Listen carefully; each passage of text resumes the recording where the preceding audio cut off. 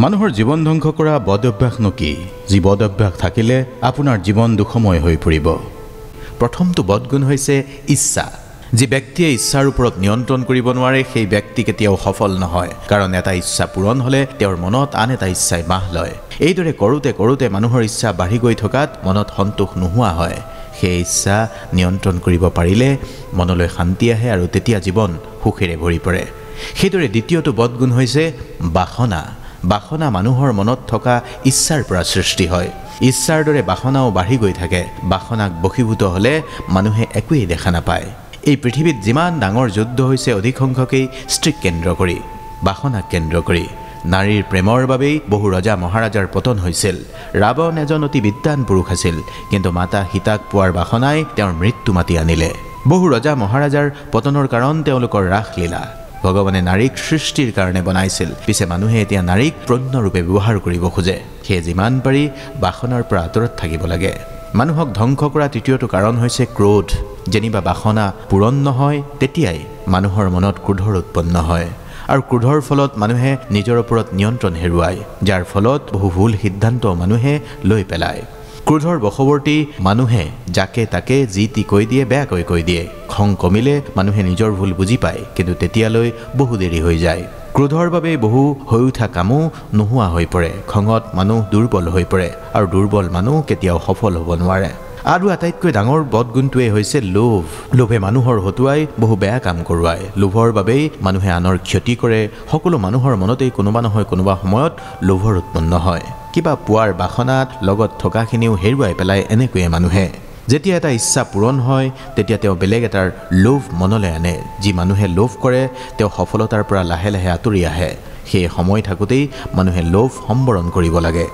গতিকে এই চাৰিটা বদগুণ এৰিব পাৰিলে মানুহ জীৱনত সফল হ'ব পাৰে সুখ শান্তিৰ গৰাকী হ'ব পাৰে এই চাৰিটা বদ অভ্যাস বা বদগুণৰ পৰা আঁতৰি থকাটো অত্যন্তই প্ৰয়োজন এতিয়া জীৱৰ প্ৰতি দয়াৰ মনোভাৱ আপোনাৰো আছে সহনশীলতা ক্ষমা অহিংসা সৰলতা ক্ৰোধহীনতা কৰবাত কোনোবাখিনিত আপোনাৰ মাজতো আছে কিন্তু অভ্যাস নকৰাৰ ফলত এই গুণবোৰ বা এই স্বভাৱ সুপ্ত হৈ যায় লুপ্ত হৈ যায় আত্মসংযম হয়তো আছিল যেতিয়া মানুহক আখৰিক প্ৰবৃত্তি বা স্বভাৱে বুঢ়াই পেলায় তেতিয়া এই দৈৱ স্বভাৱ সুপ্ত হৈ পৰে লুপ্ত হৈ পৰে গতিকে দৈৱ গুণৰ অধিকাৰী হ'বলৈ আপুনি সেই দৈৱ গুণবোৰৰ অভ্যাস কৰিব লাগিব দম্ভো দৰ্ভোহ বিমানস্য ক্ৰোধঃ পাৰুষ্যমেৱ চ অজ্ঞানম শাবিজস্য পাৰ্থ সম্পদামাশুৰিম অৰ্থাৎ হে পাৰ্থ দম্ভ দৰ্প অভিমান ক্ৰোধ ৰুহতা আৰু অবিবেচক এই গুণসমূহ আখৰিক ভাৱাপন্ন ব্যক্তিৰ দ্বাৰা হয় দৈবিক সম্পদ মুক্তিৰ বাবে ফলদায়ক আনহাতে আখৰিক সম্পদ বন্ধনৰ মূল কাৰণ হিচাপে বিবেচনা কৰা হয়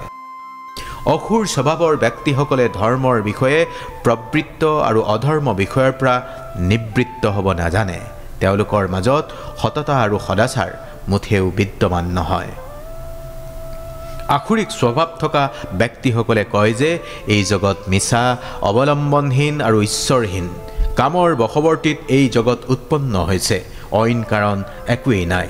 এই কথাকেই সাৰুগত কৰি জ্ঞানহীন অল্প বুদ্ধি সম্পন্ন উগ্ৰ কৰ্মা অনিষ্টকাৰী অসুৰসকলে জগত ধ্বংসৰ কাৰ্যত প্ৰভাৱ বিস্তাৰ কৰে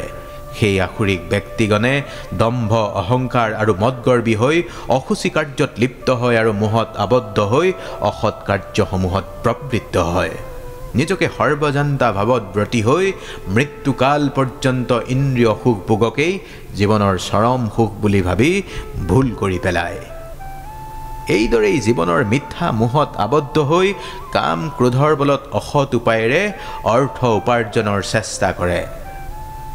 অসুৰ স্বভাৱৰ ব্যক্তিসকলে ভাবে আজি মই ইমান অৰ্থ লাভ কৰিব পাৰিছোঁ এনেদৰে আগলৈও বহু লাভ কৰিব পাৰিম লগতে শাস্ত্ৰ বিধানত কোৱা হৈছে যে কৰ্ম যাক মানি চলি কৰ্ম কৰিবলৈ যোগ্য হোৱা কিমানখিনিলৈকে আপুনি যদি বুজিলে শুনিলে যে মানৱ দেহত দৈৱ স্বভাৱে অৱস্থান ল'লে পুৰুষৰ মুক্তি সম্ভৱ হয় আৰু আখৰিক প্ৰবৃত্তি বা আখৰিক স্বভাৱ যদি স্থিত হয় তেনেহ'লে নৰক গমন নিশ্চিত হয়